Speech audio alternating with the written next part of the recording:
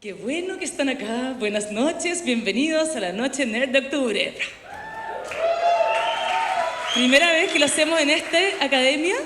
Está bien, ¿no? Está lindo. Nos gusta pasear. La vez pasada fue en el Santiago Makerspace, la anterior en el IF y hoy día en el medio. Y hoy día es una ocasión muy especial, que hemos sido muy cuidadosos en su diseño, porque solamente exponen mujeres. Oh, qué lindo. Bueno, disciplina, Cristina es antropóloga, doctora en evolución humana y en cognición en la Universidad de las Islas Baleares, que debe ser un lugar maravilloso, y nos va a presentar su charla sobre Hablemos sobre confianza. Así que un aplauso, por favor, gigante. Gracias. Es este, sí. Bueno, buenas noches a todos. Encantada de estar aquí. Bueno, ya veo que hay mucha gente interesada por la ciencia, lo cual me alegro. Y bueno, esperemos estar a la altura de las circunstancias. Espero que os interese el tema y si no, bueno, espero que la siguiente os interese más. Pero bueno, yo haré lo que pueda. Bueno, yo soy antropóloga social y cultural, soy economista, pero he trabajado en un grupo de investigación sobre cognición y evolución humana en el Departamento de Psicología. Y bueno, yo intento entender al ser humano cómo son las relaciones sociales, cómo fue la evolución de la socialidad humana a través de la confianza, de este mecanismo psicológico y cognitivo que es la confianza, y la influencia de esa confianza en la cooperación, como una forma de vinculación social y bueno, entender un poquito más cómo nos relacionamos y esto. Entonces, bueno, pues desde un punto de vista evolutivo, la confianza es muy interesante porque nosotros nos vemos que vivimos en sociedades grandes, ¿no?, hoy en día, pero realmente si miramos nuestra historia, la mayor parte de nuestra historia hemos estado viviendo en grupos relativamente pequeños. Y solo en un tramo muy pequeñito de nuestra historia estamos viviendo en grandes sociedades. Entonces realmente es interesante ver cómo nuestro cerebro se ha ido desarrollando en este entorno de las relaciones cercanas. La confianza, yo voy a hablar de la confianza interpersonal, no voy a hablar pues de la autoconfianza, ¿no?, o de la confianza que se siente hacia personas que tienen ciertas capacidades, sino simplemente la confianza que sentimos entre personas. Y cuando hablo de confianza, más o menos me refiero a la expectativa que tenemos positiva hacia el comportamiento de otra persona, ¿no?, en general. Aquí hay he puesto un concepto de confianza. La confianza es la actitud basada en la lealtad, motivada por el afecto, para aceptar relaciones de solidaridad. Este es un concepto que a mí me gusta porque mis trabajos al final están muy relacionados con este concepto. Pero bueno, eso lo vemos un poco después. Aquí habla de afecto, Nosotros no sé si pensáis que la confianza tiene algo de afecto o es algo racional, más racional, no es tan emocional, no sé lo que pensáis. ¿Qué pensáis? ¿Puede ser más emocional? ¿Más racional? Emocional, por ahí, ¿sí? Bueno, yo distingo aquí dos componentes, el emocional y el cognitivo, porque bueno, necesitamos unas capacidades cognitivas, la cognición es cómo procesamos la información a nivel mental, y también hablo de un componente emocional. Las emociones están muy implícitas en nuestra naturaleza, ¿no?, y nos movemos, y es uno de los mecanismos más arcaicos que tenemos. Y lo interesante es cómo, teniendo esta perspectiva evolutiva, podemos tener una idea un poco más clara, creo yo, o por lo menos una visión más a larga distancia, de cómo funciona este mecanismo de la confianza. Porque la confianza se ha estudiado desde muchos puntos de vista, desde la sociología, la política, la economía, pero muchos de estos autores se centran en problemáticas actuales, y pierden o nunca la han tomado esta perspectiva evolutiva, ¿no?, que nos da como una idea más clara de cómo es la naturaleza humana, que al fin y al cabo es lo que al final predomina, porque es lo que somos. Entonces, bueno, aquí hablo de dos tipos de confianza.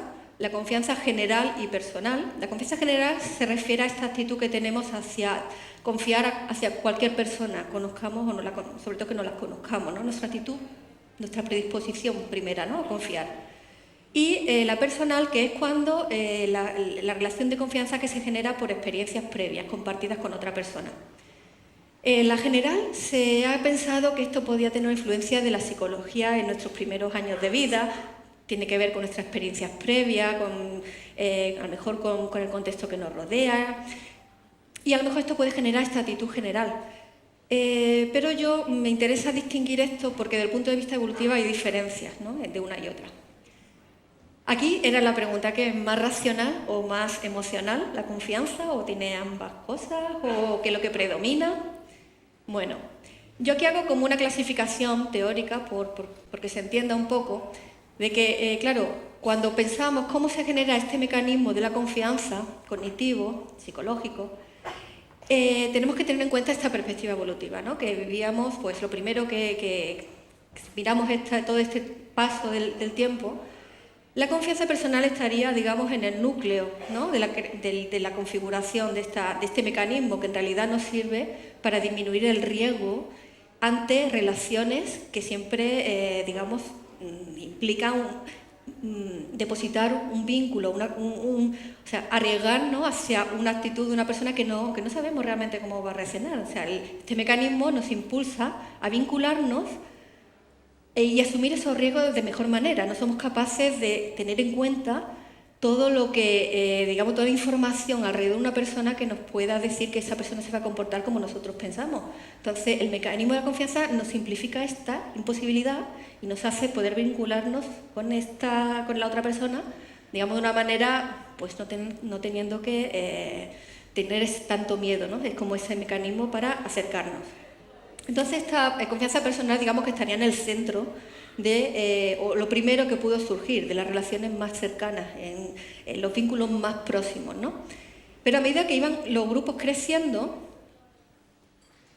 pues bueno, adquirimos otras formas de relacionarnos porque realmente tenemos esta incapacidad cognitiva de manejar tanta información y de, digamos, poder procesar la información suficiente para poder confiar en cualquier persona, ¿no? Entonces tenemos que generar otras formas de relacionarnos y la confianza general diríamos que, bueno, ahí puede implicar otro tipo de cosas, pero tenemos que aceptar que tenemos estas restricciones cognitivas, ¿no? Entonces, aquí se ha movido un poco. Hay estudios sobre las vinculaciones sociales humanas que nos dicen que no somos capaces de crear vínculos fuertes como mucho, más o menos con 5 personas, ¿no? Después están las amistades, que podemos manejar pues, que entre 12 o 15 personas, más o menos. Y después pues, tenemos relaciones ya de contacto esporádico, no son relaciones tan frecuentes y demás. Digamos que esto es lo que nos cubriría las necesidades básicas y realmente no tenemos tampoco capacidad cognitiva para manejar mucho más que eso, ¿no? Y por lo menos esto es lo que dicen estos estudios. Nuevamente también dicen que la proximidad emocional es el mayor predictor del tamaño de la red social. Bueno, aquí pongo unos ejemplos de, digamos, limitaciones cognitivas que, para que veáis cómo realmente tenemos esas limitaciones. Dicen algunos estudios que no podemos mantener un máximo de 5 personas con las que se puede mantener una conversación a un nivel de voz normal. Y después, por ejemplo, esto que le llaman estados intencionales, esto que hablamos de las lecturas mentales incrustadas, ¿no? Esto es de cuando tú hablas o tú atribuyes una intencionalidad en otro. Y, por ejemplo, el tipo de historias que decimos, bueno, yo creía que Pablito pensaba que María decía que Juanito... O sea, ya llegamos ahí hasta un nivel de 5. No tenemos capacidad, cuando ya empezamos a hablar más de indirectas, ¿no? de comportamientos indirectos, ya llega un punto que nos liamos, nuestra capacidad mental no llega a tanta... ¿no? O sea, nuestra capacidad cognitiva tiene sus limitaciones. Entonces, bueno, también hablaban de 12 personas con las que más o menos era el grupo de simpatía que hablamos antes, pues se correlacionaba, por ejemplo, con la capacidad de memoria a corto plazo, como que no podemos recordar más de 12 ítems, ¿no? O sea, parece que nuestro sistema cognitivo está configurado a cierta información y a cierto nivel eso influye en nuestras relaciones también limitadas, ¿no? Bueno, hay otro tipo de confianza que se llama la confianza estratégica, bueno, que es la confianza que se crea cuando dos personas tienen un objetivo en común y, digamos, tú sabes que esa persona va a reaccionar como tú piensas porque tiene el mismo objetivo que tú. Pero esto realmente no es la confianza normal, la general, la confianza real, ¿no? Entonces, bueno, esta confianza podría ser racional en el sentido pero queda fuera, digamos, de lo que nosotros estamos estudiando como la confianza real, que tienes en otra persona. Bueno, también la confianza se puede, digamos, matizar según de lo que estamos hablando, ¿no? Puede haber confianza hacia una persona respecto a un tema, a lo mejor no respecto a otro. Pero bueno, al fin y al cabo, si confiamos mucho en una persona, según el tema, como que todo confluye y solemos confiar para cualquier tipo de cosa, generalmente. Pero bueno, hablando ya otra vez de la racionalidad o la emocionalidad, aquí había un estudio que hicimos entre dos grupos, uno de investigadores y otros de estudiantes, en el que vimos los niveles de confianza general y personal. Y bueno, veíamos que los niveles de confianza general no eran medios, pero tenían niveles ya altos de confianza personal. Y lo que veíamos es que realmente la gente coopera más con las personas de confianza, pero ya no solo que coopere más con las personas de confianza, sino que en este caso lo hacíamos con juegos experimentales, bueno, no sé si conocéis, no sabéis lo que es juegos experimentales, pero bueno, son un tipo de juegos que se hacen para ver comportamiento cooperativo.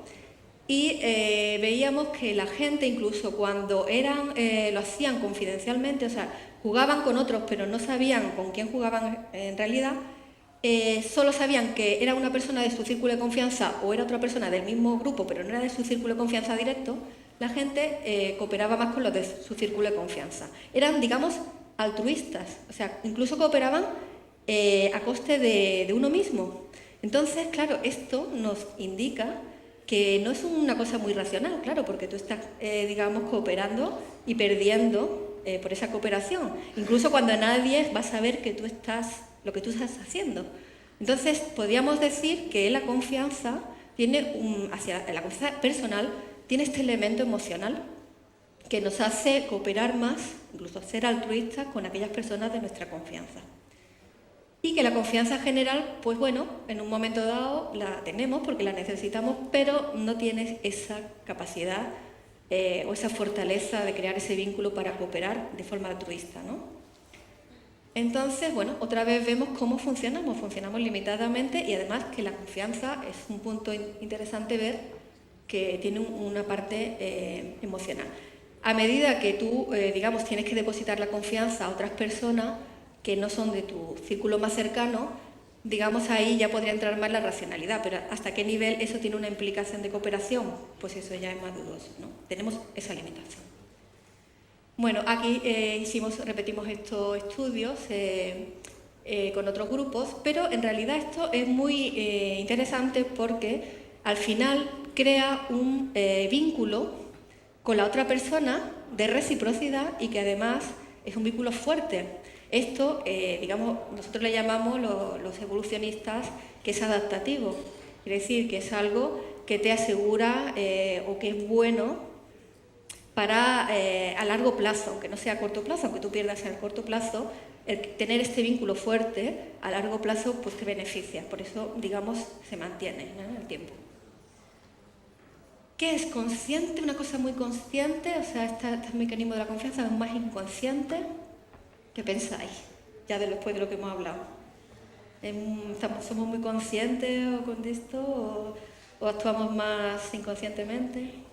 Bueno, ya que vemos que no somos capaces de manejar esta información, tanta información, y asumimos un riesgo así, al final conseguimos, aunque incluso no conseguimos un beneficio a corto plazo, este compromiso que se crea de reciprocidad, pues no lo pensamos mucho, lo hacemos y punto, ¿no? Es un mecanismo arcaico, por eso es muy automático, se hace sin más, ¿no?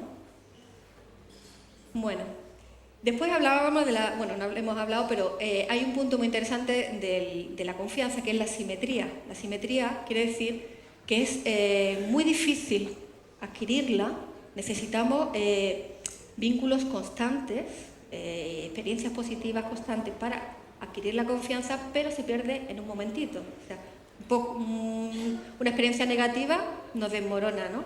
Esto es una forma de protegerse también a nivel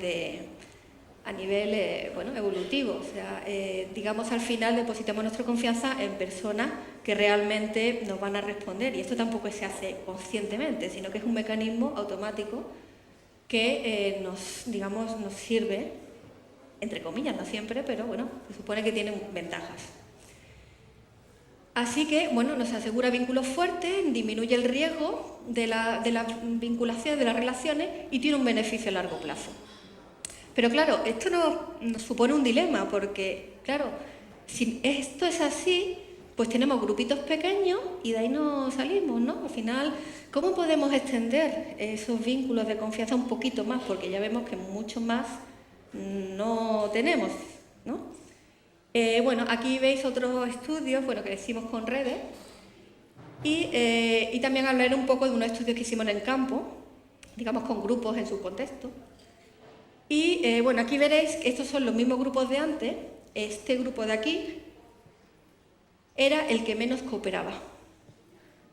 Y este grupo de aquí el que más cooperaba. Si veis, son las redes un poco diferentes. Esta parece como más cohesionada, esta es más separada, en grupitos. Bueno. Con estos grupos que volvimos a hacer, estos son otros grupos, y un poco pasaba algo así, un poco similar, ¿no? Este grupo cooperaba más que este.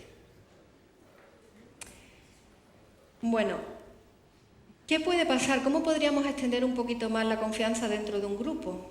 Bueno, pues lo que vimos es que en este grupo, que era otro grupo diferente de los que antes he enseñado, hay un nodo central aquí, que es una persona que es muy importante en este grupo, que muchas personas confían en ella. No solo que muchas personas del grupo confían en ella, por eso es más gordo, digamos, el nodo, sino que hay otras personas de los otros grupos que se generan, también importantes, digamos, los nodos estos más grandecitos, que también confían en esta persona. Esta red hacía que las personas no solo cooperaran con sus personas directas de confianza, sino prácticamente igual con el resto de personas del grupo. O sea que es posible que se cree en determinadas circunstancias, por ejemplo, como esta os estoy enseñando, un clima de confianza en el grupo que incluso pueda extender estas limitaciones y convertirlas pues, en cooperación hacia otras personas, ¿no?, del grupo. Sin embargo, en este otro grupo, aquí había varios nodos importantes, estos que veis aquí, más gorditos, y el problema que tenían aquí es que estos nodos grandes no todos confiaban entre sí. Entonces, este tipo de topología, le llamamos la estructura de la red, parece ser que hace que no fluya esa confianza personal, no cree ese clima de confianza que posibilite cooperar no solo con las personas directas de confianza.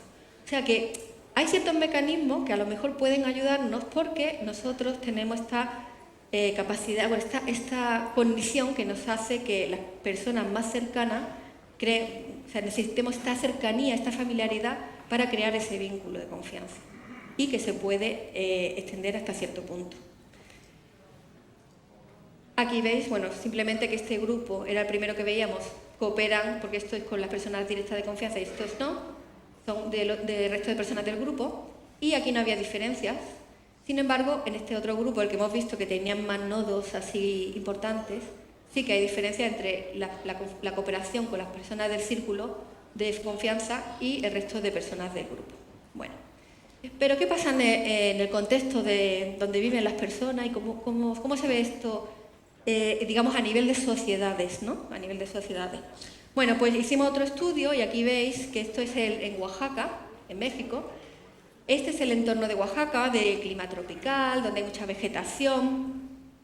Y esto es el norte de Ghana, en África, que son un entorno de sabana, más seco, donde hay, bueno, más pobreza, digamos, ¿no? Bueno, pues lo que veíamos es que, bueno, aquí estos dos lugares tienen una característica y es que conviven muchos grupos étnicos diferentes, lo cual es muy interesante para ver cómo se relacionan estos pequeños grupos entre sí, ¿no?, y para estudiar las relaciones de confianza. Y bueno, en realidad podríamos decir, ¿cómo podemos extender la confianza ya a nivel de sociedades, ¿no? Con estas limitaciones que tenemos. Bueno, pues lo que veíamos en este estudio es que en esta zona de Oaxaca las relaciones sociales como que están más fundadas en normas, ¿no? No sé si ¿hay alguien de México aquí? ¿Dónde? Bueno, no sé dónde hay alguien de México. Bueno, el tema es que el tequio, quien sea de México sabe lo que es el tequio, ¿no? Es como una obligación que tienen las personas en su comunidad de hacer algunos trabajos sociales para la comunidad. Bueno, esto es una forma de decir que la sociedad mexicana históricamente ha tenido vínculos más basados en normas, digamos en comparación con el norte de Ghana, donde aquí lo que predomina son lo que se llaman los linajes, los clanes. O sea, es como un tipo de vinculación más basada en la familiaridad, en lo emocional, el sentido de pertenencia, de identidad en un grupo. O sea que esta vinculación más emocional, en comparación a esta más normativa, al final lo que nos salía en nuestro resultado, bueno, aquí veis, por ejemplo, en el norte de Ghana, como viven, los grupos familiares pueden haber hasta 80 personas conviviendo, la madre con el padre, con los hijos, con los hermanos, con los nietos, con las varias mujeres del marido. Son familias, pues pueden ser monógamas o polígamas, pero aquí vemos en Oaxaca son familias nucleares, o sea, los padres con la madre y con los hijos prácticamente. Bueno, lo que veíamos aquí es que encontrábamos como dos modelos, uno en Oaxaca, donde las condiciones, digamos, a pesar de que no son una de las regiones ricas de México, es una región, digamos, de las más pobres de México, pero en comparación con Ghana, bastante más ricas, por decirlo de alguna manera. Bueno, encontrábamos que en esta zona, digamos, de economía menos dura en comparación a la otra, encontrábamos redes de cooperación más largas, de confianza más largas y niveles de confianza también más elevados. No solo extendido, al contrario, redes de confianza más cortas, redes de confianza más cortas, basadas en la familia nuclear, sobre todo, y después había menos relación con la comunidad y con otro grupo étnico. Sin embargo, en el norte de Ghana, donde las condiciones económicas son más duras, pues esto se extendía. Digamos, las redes de cooperación eran un poquito más largas, las de confianza también, los niveles de confianza eran más altos y, digamos, tenían relaciones más estrechas con el resto de su comunidad cercana, incluso con otro grupo étnico. A ver. Bueno, es curioso que según las necesidades coinciden, o sea, en los grupos donde se necesita más la cooperación parece ser que ocurre, ¿no? Digamos a nivel cultural, porque el tema emocional, en el que se crean los vínculos con herramientas culturales, como es el clan, como es el linaje, al final tenía este efecto de crear redes más amplias. Y no solo eso, encontramos también como que en Oaxaca había como más pasividad a la hora de integrar nuevas personas en el grupo.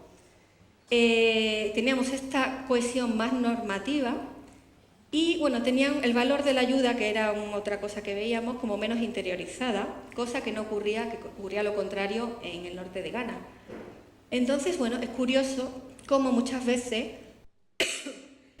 la cultura puede ser otro elemento que nos amplifica un poquito estas relaciones de cooperación y confianza.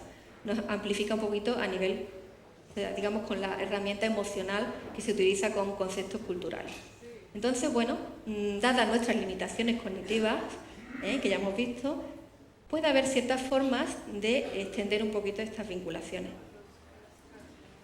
Bueno, en realidad, un poco aquí pongo un esquema de lo que podríamos decir que ocurre en estos casos, que, bueno, teniendo en cuenta las necesidades y el entorno físico, se genera un entorno cultural, digamos, para enfrentar este entorno físico, y en este caso, este entorno cultural crea, por ejemplo, con el vínculo emocional, que en el caso del norte de Ghana, una cercanía, una identidad, una pertenencia, un sentido de pertenencia, que es la parte emocional que nos ayuda a aumentar los niveles de confianza y de cooperación. Pero esto en el largo plazo, porque tened en cuenta que estos son grupos que han estado conviviendo durante siglos, ¿no? Pero ¿es posible hacer esto en el corto plazo? ¿Es posible que cambiemos esto en el corto plazo? ¿Qué creéis? ¿Que sí o que no? ¿Que no? ¿Que no?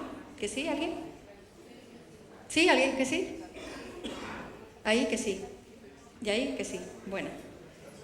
Hicimos otro estudio con pigmeos en Burundi y estos pigmeos lo que le pasaba es que vivieron mucho tiempo en las selvas tropicales, en pequeños grupitos también, que además eran grupos que se separaban, o sea, que no estaban estables, sino que dependiendo de las estaciones, de la caza y demás, pues se dividían, no tenían como esa vinculación fuerte de estar en un grupo concreto.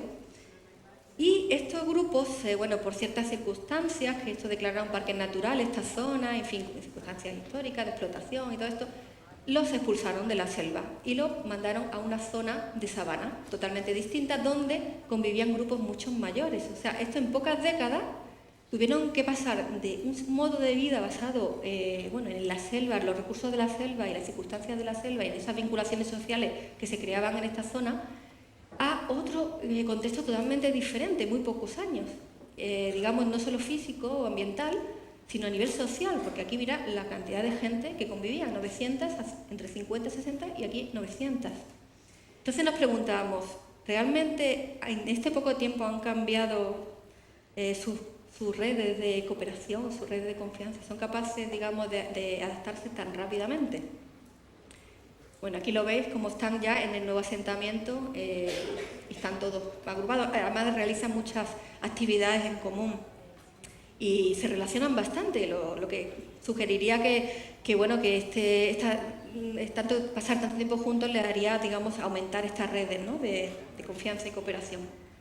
Pero bueno, lo que nos salía era que no, que mantenían unas redes de confianza muy pequeñitas, incluso nos salían a media de 3 o 4 personas, pese a que están en una situación muy dura de supervivencia y digamos que lo que sí ocurría, pese a esa situación de supervivencia tan dura, hicimos otro juego y eran capaces de ceder a sus personas de confianza, pues, un premio, que para ellos era muy importante, ¿no?, porque viven en unas condiciones muy difíciles. Aún así, ellos compartían sus premios con las personas de su confianza. También así de forma, digamos, anónima, confidencial, ¿no?, que no estaban, digamos, impulsados de ninguna manera por nada.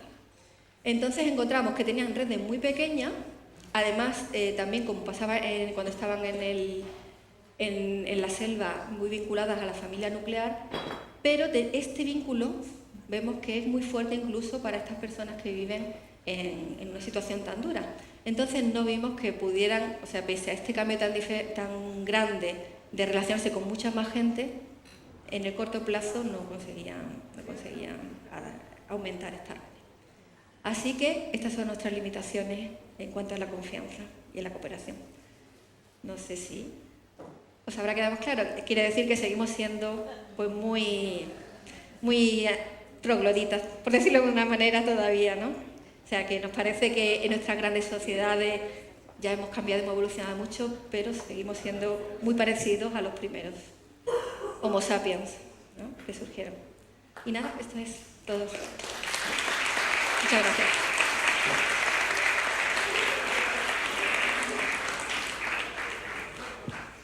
¿Preguntas? ¿Por aquí? ¿Por acá? Hola. ¿Alguna intervención para mejorar la confianza? ¿Hicieron algún estudio en ese sentido? Bueno, esto es un poco lo que primero intentamos entender es si es posible, y por eso comparábamos distintos grupos. Ya vemos algunas posibilidades de aumentar la confianza. No implementamos un estudio para hacer algo y ver el resultado de cómo se aumentaba. Esto yo, en mi caso, no lo he hecho. Pero sí que vemos que en ciertos grupos se da ciertas características que se consigue. Ahora, por ejemplo, el grupo este que vimos de este nodo importante, sería una buena, o sea, muy interesante analizar qué características tiene esta persona un poco, y qué ha creado, o sea, cómo ha creado ese ambiente para que todo el mundo confíe en esta persona, ¿no? Esos son estudios que, bueno, que sí, que se pueden hacer, pero, bueno, nosotros vamos paso a paso. Sí.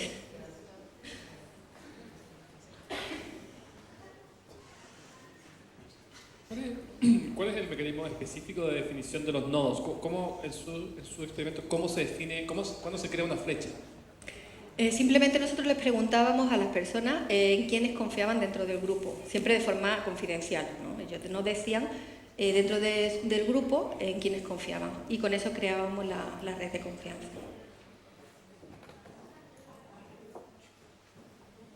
¿Aló? Sí. El ejemplo de los pigmeos, ¿era?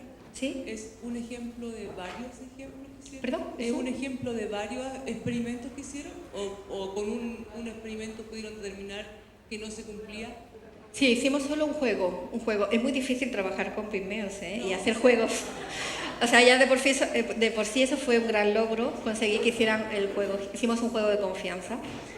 Y sí, hicimos ese juego, y también ellos nos decían, calculamos las redes de ego, llamamos las redes personales. Ellos nos decían en quiénes confiaban, cuáles eran sus personas de confianza, ya no dentro de un grupo concreto, sino en su vida en general, en quiénes confiaban, cuál era su círculo de confianza, y hacían el juego. Pero no necesariamente significa que con otra especie o con otros seres humanos no vaya a ocurrir. Puede que no vaya a ocurrir, porque en el fondo tú la conclusión a que llegas es que no ocurre nunca. O sea, No, a ver, no que ocurre nunca. No. Yo estoy diciendo que en ese estudio vimos, porque no es fácil que se den estas condiciones de grupos que cambian tanto en tan poco tiempo, o sea, de un contexto tan diferente y tan bruscamente, a nivel no solo ambiental, de modo de vida, incluso cultural, porque ellos tenían toda una cultura vinculada a la selva, ¿no? Y social, porque claro, se conviven grupos grandísimos, asentados. Entonces no es fácil encontrar, digamos, esta transición tan rápida, y nosotros estudiamos esto y vimos lo que ocurría. No hicimos... O sea. Hola, por acá. Hola. Muy buena la presentación. Gracias.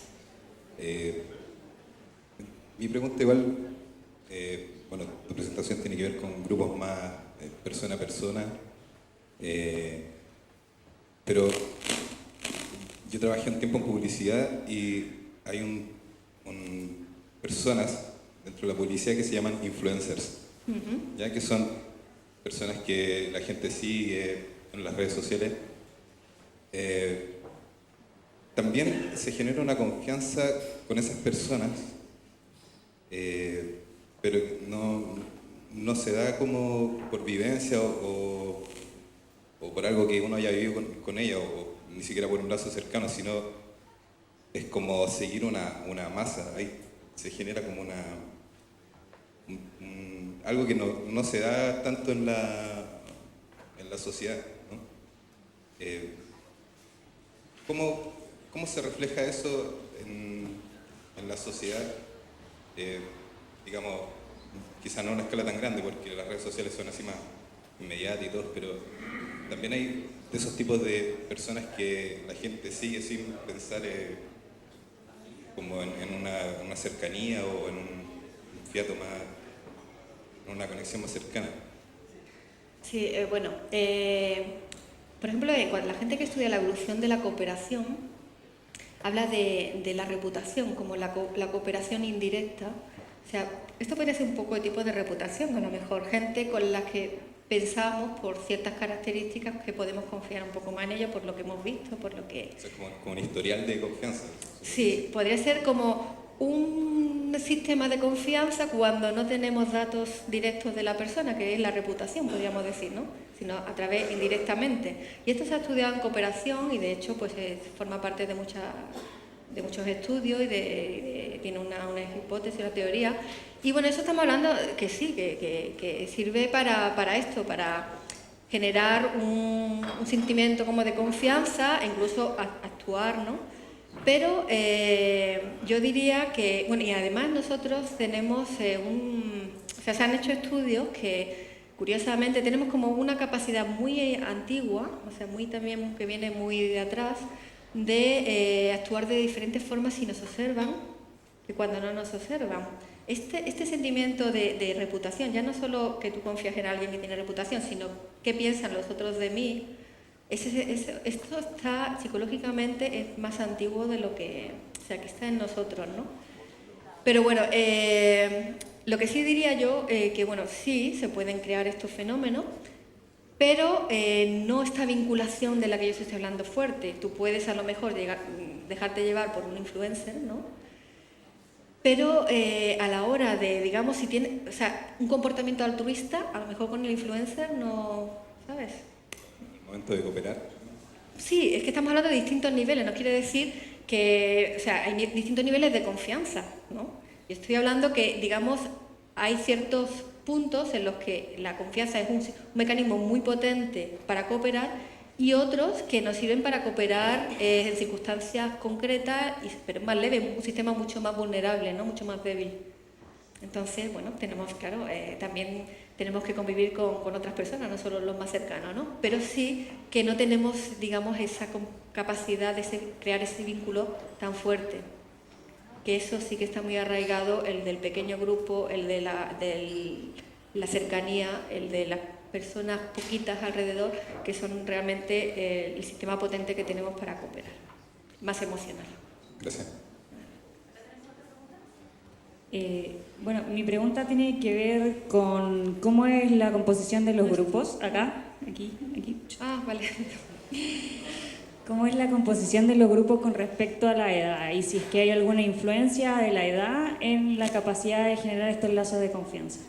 Esa es una buena pregunta, pero por ejemplo, yo sí veo que, por ejemplo, las mujeres tienen más vínculos de otras mujeres.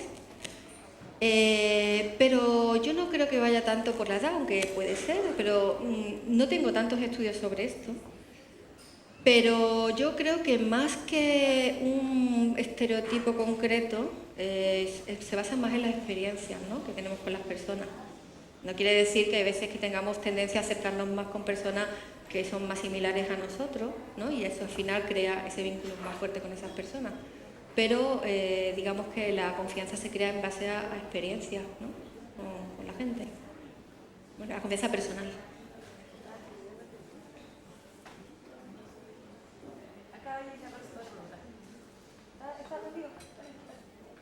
¿Ahí? Tengo dos preguntas. En una comparaste la interacción entre el colegio y los pescadores. Mi pregunta es si controlaste por el contexto en el que están las interacciones. Una que es mucho más propicia por la institución, que es del colegio, y otra que están en un sistema más de competencia. O sea, que descendería un poco más la confianza. No sé si midieron por eso. Y lo otro, ¿qué tan aplicables son las conclusiones que realiza al final desde una población mucho más quizás rural, no sé si sería la palabra, a poblaciones más urbanas, por ejemplo, la que nos encontramos ahora? Si hay algún tipo de comparación o se puede aplicar esa conclusión a la de nosotros. Vale, esas son preguntas, buenas preguntas. Todas son buenas, solo que estas para mí son más difíciles.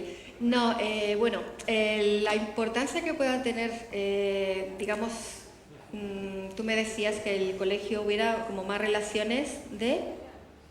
Más relaciones de interacción, se generan grupos cursos, grupos con los profesores. Bueno, de interacción en ambas interaccionaban.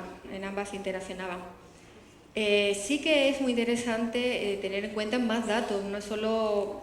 O sea, tener en cuenta el contexto, seguramente hubiera conseguido más datos que también pueden darte más ideas, bueno, más información, ¿no? Pero bueno, en realidad yo podría decirte que en los dos casos tenían interacciones, son grupos que ya tienen, digamos, una relación de tiempo, que tenían unos niveles de confianza personales y generales similares, y que en realidad estos grupos no diría yo que unos fueran más competitivos que otros, porque la competitividad se podría dar también dentro del colegio. O ¿sabes? Es que no por el hecho de ser profesores quiere decir que tuvieran que tener un entorno más cooperativo que por ser pescadores, ¿sabes? No creo que por el hecho de lo que eran cada grupo, ¿no? Sino que por las relaciones que se generan ahí. ¿Y la otra pregunta era? ¿Es tan aplicable la conclusión que tú haces a poblaciones más urbanas? ¿Poblaciones? Más urbanas. ¿Más urbanas? Bueno, yo pienso que al final las poblaciones urbanas pasa un poco lo mismo. Es esto de esta perspectiva que estamos hablando, ¿no? Que al ser un mecanismo muy antiguo, por decirlo de alguna manera, está en nosotros y está en nosotros en el campo o en la ciudad. O sea, en la ciudad, pues al final seguimos manejándonos en grupos pequeños también. Se da otra circunstancia, por supuesto, que puede influir, pero estamos hablando de vínculos fuertes, realmente fuertes, ¿no? Por supuesto se pueden dar otras circunstancias, pero al fin y al cabo nosotros seguimos, las redes personales siguen siendo pequeñitas. No podemos tener, se dice que podemos tener 50 amigos, o 100 amigos. ¿Realmente interaccionamos con estos 100 amigos? ¿O al final interaccionamos con unos cuantos y tenemos realmente un vínculo más fuerte con unos cuantos y el resto están ahí, pero no? Forma parte de nuestra naturaleza más antigua.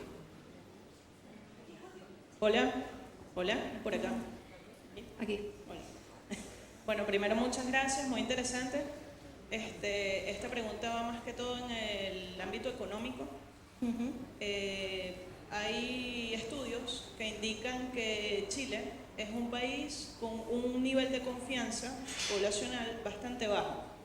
Y esto ha influenciado que no ha sido apoyado como puede ser el emprendimiento. Y el emprendimiento es una herramienta de desarrollo bastante importante, sobre todo el microemprendimiento. ¿Existe o se conoce algún motivo y a su vez se puede generar alguna propuesta para mejorar este nivel de confianza poblacional del país? Eso, si yo fuera capaz de hacer eso sería... en eso estamos estudiando, a ver si podemos conseguir un poquito mejorar o que haya ciertos mecanismos que podamos mejorar, ¿no? Podemos mejorar estos bajos niveles de confianza, a lo mejor hacia personas que no son tan próximas a nosotros.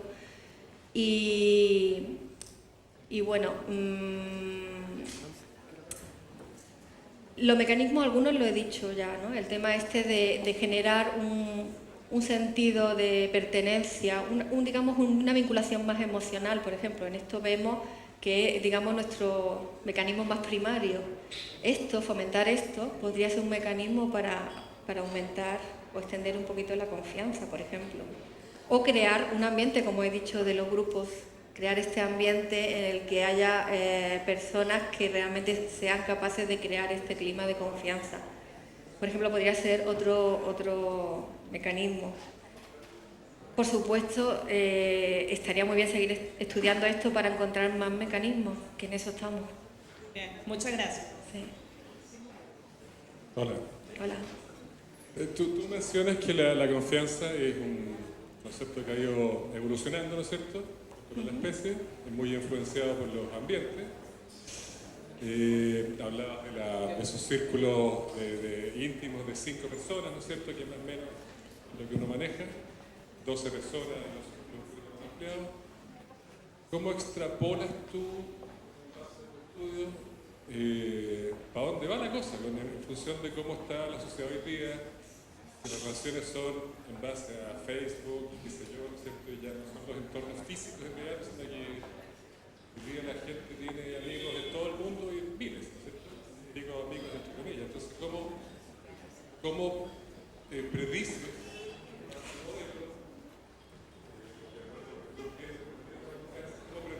que va a evolucionar? Entonces, ¿cómo estamos relacionando hoy día con la sociedad? Bueno, las predicciones siempre son muy difíciles. Nosotros tampoco tenemos tanta capacidad para predecir el futuro. No somos muy buenos en eso, en general los humanos. Yo lo que sí puedo decir lo que estamos viendo, ¿no? Cada vez las sociedades pues somos más individualistas, quizás tenemos menos necesidades, como hablamos en Norte de Ghana, no necesitamos tantas redes tan largas, por ejemplo. Y al final, digamos, esa falta de necesidad podría ser un motivo para que cada vez nos aisláramos más en nosotros mismos, cada vez las sociedades son más individualistas, estamos viendo, ¿no? Y eso podría ser pues eso, un efecto de que realmente no necesitamos, realmente tenemos, digamos, las necesidades básicas cubiertas, y yo creo que esa es un poco la tendencia, a no ser que pase una catástrofe y tengamos que volver a... Ojalá que no. Pero bueno, es lo que puedo decirte. Hola. Mira, yo te voy a contar primero una historia y después te hacer la pregunta. Yo trabajaba como cajero en X parte y llegó una abuelita, 70 años, muy amorosa, muy linda, ¿cachai? Y me dijo, ¿sabes, mijito? Yo tengo 70 lucas en monedas de 100 pesos y a ti te sirven, si querés yo te las cambio y cosas así. Bueno, y era una abuelita muy linda, ¿cachai? Y nosotros le dijimos, ok, abuelita, cambia las monedas, gracias, mijito, te voy a traer un queque que tengo con mermelada y cosas así. Bueno, cuánto corto, y en buen chileno, nos cagó. ¿Sabes? ¿Qué? Nos cagó con la plata, o sea... ¿Eso quiere decir? Que la señora nos robó. Ah, ok, vale. No estafó. Entonces, nosotros, cuando la señora esta, que era muy linda, alrededor de 70 años y casi la abuelita icónica de la televisión, nosotros confiamos, pero a ciegas, ¿cachai? Y cuando pasaron 10, 15 minutos y la señora no volvía, ya empezó la frustración y ya empezamos a odiarla y de repente nosotros ya después nos reíamos. Porque yo soy diseñador gráfico de profesión, no trabajo en eso, pero lo estudié. Y después, yo analizando, yo más creí en el ícono de la abuelita, ¿cachai? Entonces, analizando, yo dije, y la pregunta mía es la siguiente, es ¿cuánto afecta las nuevas redes sociales, la imagen, la publicidad en la confianza, ¿cachai? Porque seguramente esta señora, yo pensaba, no debe haber sido primera vez que lo hacía, ya lo hizo muchas veces, lo estudió. El diálogo que ella tenía, cómo interactuar con nosotros, lo hizo de maravilla, ¿cachai? Lo hizo muy bien. Entonces, mi pregunta es, ¿cómo afectan las nuevas comunicaciones a nivel de confianza? De crear íconos, de crear la cercanía con gente que fácilmente nos estafa. Y por eso nos estafan a todos, a diario. Esa es mi pregunta. Bueno, las redes sociales yo realmente no creo que te ayuden a confiar más. Yo lo digo más a nivel, no solamente de redes sociales, de televisión, libros, cuentos, siempre las abuelitas son buenas cholas. Siempre las abuelitas son buenas. Entonces, claro, llega una abuelita y una fea, sí, así. Bueno, es normal que no pienses que una abuelita te va a engañar porque no sé, tenemos siempre la imagen esta de que una persona mayor, pues bueno, no. Pero bueno, yo no sé qué decirte ante eso, que no creo que haya no lo sé si a lo mejor hubiera algún mecanismo psicológico antiguo que nos hiciera ver a las abuelitas como más confiables que otras personas. No he estudiado yo esto, a lo mejor puedo estudiarlo, pero bueno, no sé hasta qué punto lo que nos rodea, por supuesto, nos genera un efecto, el contexto en el que vivimos y lo que nos rodea, pero hasta qué punto es efectivo en nuestro día a día, digamos, a nivel de relaciones fuertes, no sé hasta qué punto puede ser. Sí, quizás ante esta confianza general que hablamos, ¿no? Estas vinculaciones, que no son vinculaciones, digamos, esta actitud, estas predisposiciones generales, pues ahí sí que nos puede influir. Tú no viste Piolín. Tenés que haber visto Piolín. Un aplauso gigante. Nada. Gracias.